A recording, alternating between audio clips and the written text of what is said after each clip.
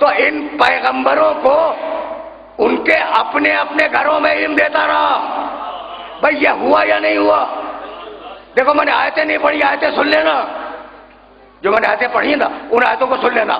تو خضر کو ان کے گھر میں علم دیا، موسیٰ کو ان کے گھر میں علم دیا، ابراہیم کو ان کے گھر میں علم دیا، داؤد کو ان کے گھر میں علم دیا، سلیمان کو ان کے گھر میں علم دیا. تو دوسروں کے گھروں میں جا کر علم دینے والے جو خود تیرے گھر میں پیدا ہو رہا ہے،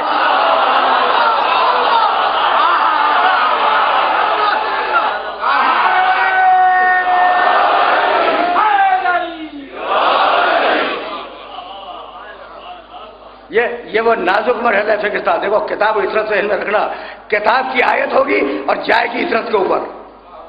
بھئی یہی تو موضوع تھا.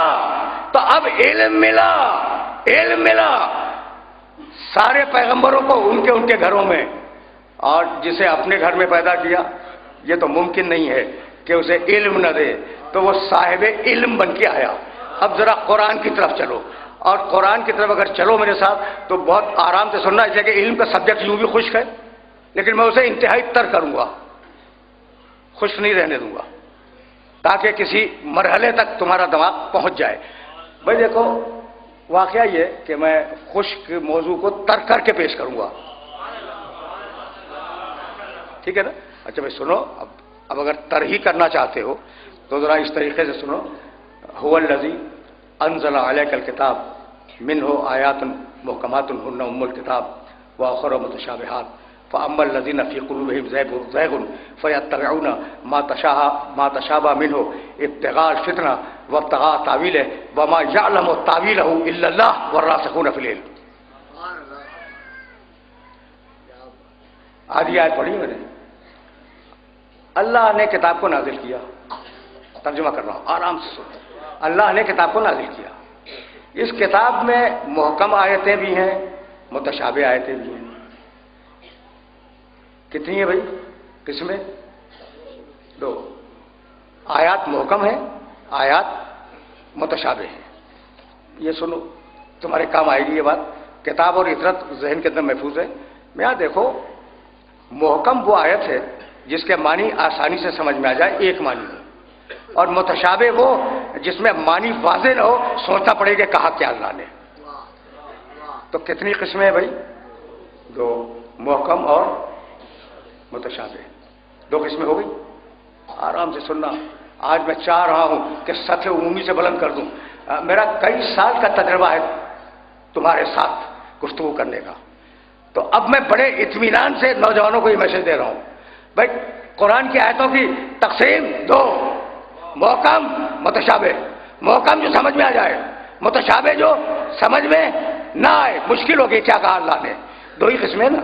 فَأَمَّا الَّذِينَ فِي قُلُوبِهِمْ زَيْغٌ فَيَتَّبِعُونَ مَا تَشَابَهَ مِنْهُ ابْتِغَاءَ الْفِتْنَةِ وَابْتِغَاءَ تَأْوِيلِهِ. وہ لوگ جن کے دلوں میں کجی ہے وہ محکم کو چھوڑتے ہیں، متشابہ کی پیروی کرتے ہیں، اور ان کے دل میں یہ ہوتا ہے کہ ہم اپنی مرضی کی تفسیر بیان کریں. ہر مفسر پہ اعتبار مت کرنا. ابتغاء الفتنہ وابتغاء تاویل، وہ اپنی رائے اور اپنی تعویل سے قرآن کو بیان کرنا چاہتا ہے. وما یعلم تاویلہ الا اللہ والراسخون فی العلم. حالانکہ حقیقی معنی قرآن کے یا اللہ جانتا ہے یا راسخون فی العلم جانتے ہیں. یہ لفظ سنا یا نہیں راسخون فی العلم؟ اچھا میں کوئی میرا سننے والا ترجمہ کر دے راسخون فی العلم کا، کوئی کرتے. صحیح فرما رہے ہیں ترجمہ. راسخ کے معنی اتر جانے والا، راسخ کے معنی رسوخ کے معنی ہے اتر جانا. راسخون فی العلم جو علم کے اندر اترے ہوئے ہیں. علم ان میں اترا ہوا نہیں ہے، وہ علم میں اترے ہوئے ہیں.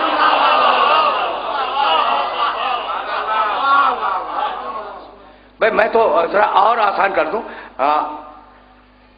راسخون فی العلم کون ہے؟ راسخون فی العلم وہ ہیں جو علم میں ہیں. اچھا بھائی اگر وہی بہت پڑھا لکھا آدمی ہو تو آپ کہیں گے جناب ان کے اندر بہت علم ہے. یہ تو نہیں کہیں گے کہ وہ علم کے اندر ہیں. دنیا میں کبھی سنا ہے تم نے؟ بھائی یہ کہیں گے کہ یہ صاحب بھائی ان میں تو بہت علم ہے. یہ نہیں کہیں گے آپ کو یہ بہت علم کے اندر ہیں. تو یہ نہیں کہا کہ ان میں علم ہے، یہ کہا کہ یہ علم میں ہے۔ اب دونوں میں فرق کیا ہے؟ پانی مٹکے میں ہے، کتنا پانی ہے بھائی مٹکے میں؟ جتنی مٹکے میں گنجائش ہے۔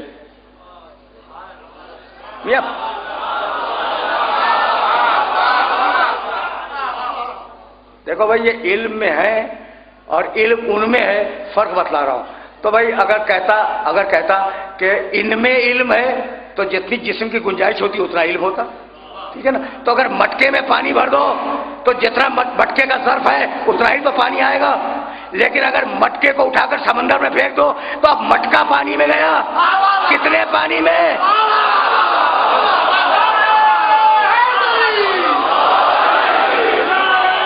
سمجھ رہے ہو؟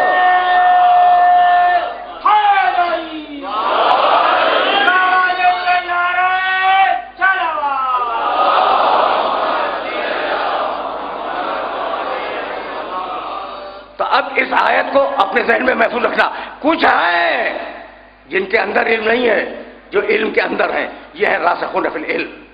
اور سورہ آل عمران اسی سورہ میں کہا 18ویں آیت میں، شاہد اللہ انہ لا الہ الا ہو والملائکۃ واولو العلم قائما بالقسط۔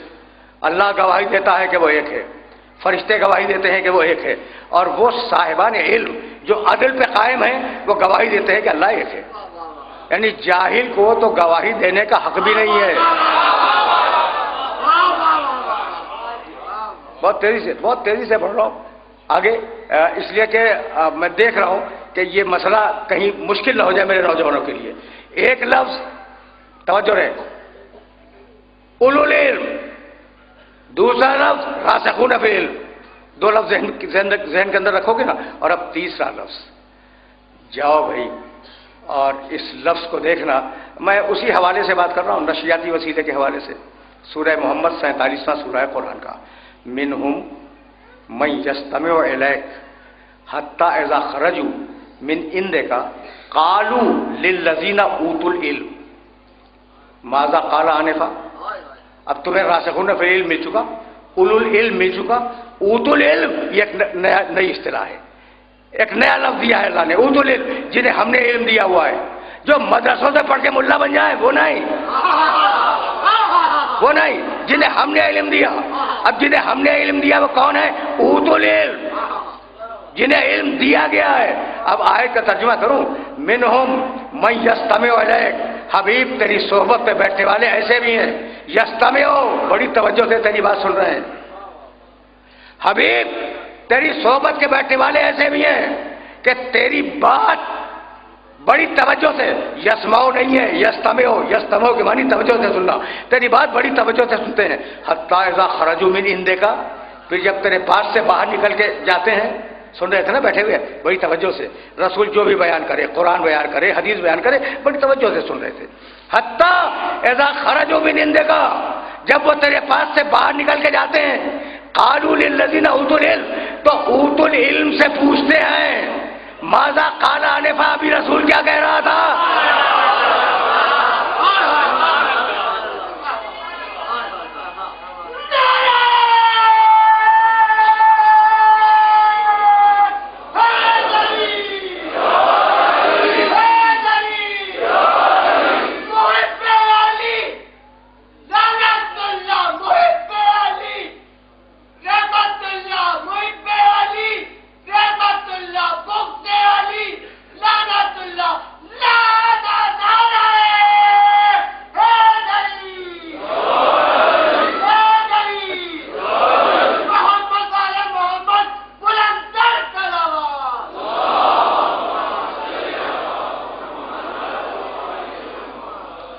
اچھا بھائی، تو اب یہ آیت یاد رکھو کہ منہم من یستمع الیک حتی اذا خرجوا من عندک قالوا للذین اوتوا العلم ماذا قال آنفا۔